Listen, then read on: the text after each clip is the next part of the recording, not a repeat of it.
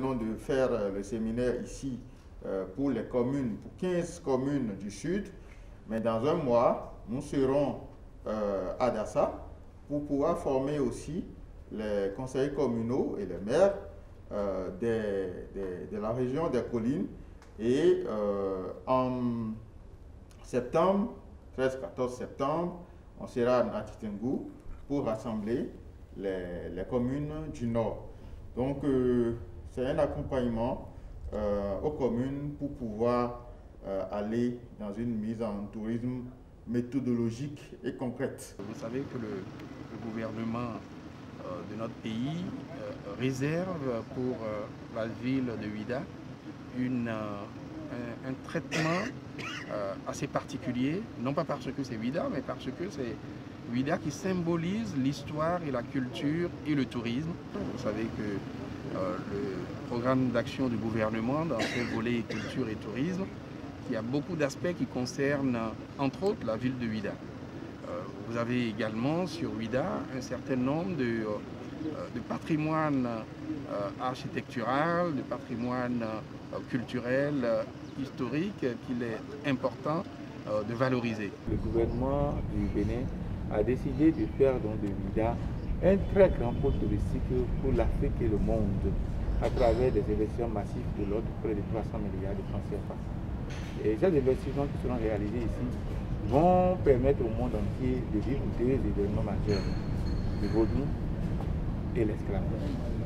Et comment est-ce que la ville de Ouidah, à travers sa mairie, se prépare à accueillir, à s'approprier cet investissement et à le gérer pour faire en sorte que cela a dit que la gestion puisse être permanente et pérenne.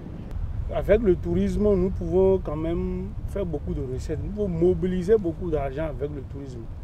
Mais il faut reconnaître, dans les communes, nous on s'occupe souvent du matériel, de tout ce que les populations vont apprécier, tout ce que nous allons ériger comme infrastructure pour qu'on soit apprécié.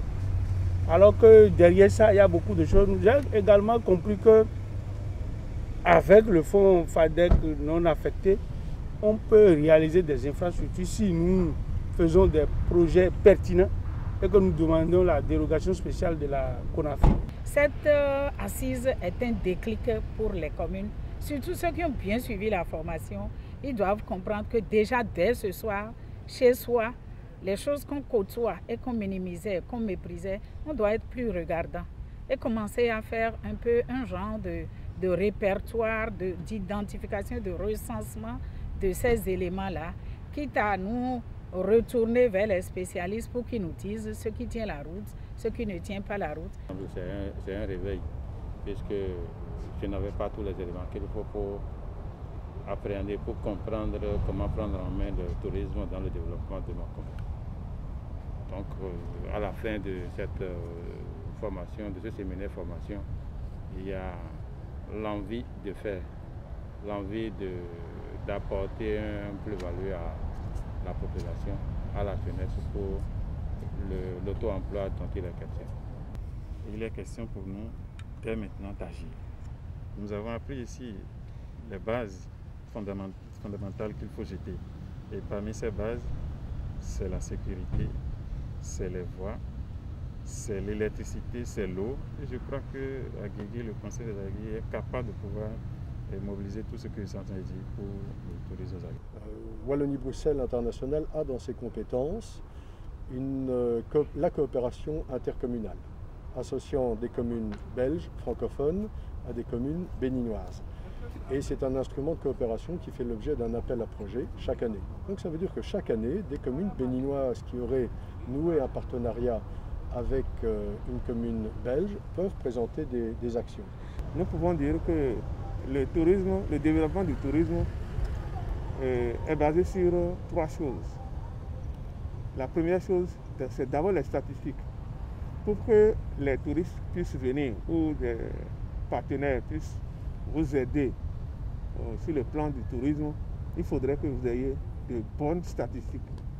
Si les gens ont la volonté de vous aider, ils viennent par exemple, ils constatent que vous avez des sites qui ne sont pas visités. Ça n'attire pas les investisseurs. Donc, il faudrait que nous ayons les statistiques à jour. Ça fait un. Deuxième chose, il faut la sécurité. S'il y a des destinations qui ne sont pas sécurisées, les gens ne vont pas venir parce qu'il n'y a pas la sécurité. Et la troisième chose, le troisième pilier, c'est la santé. Que la santé soit garantie, que la bonne santé soit garantie aux touristes quand ils vont venir, qu'il n'y ait pas de risque d'attraper des maladies tropicales.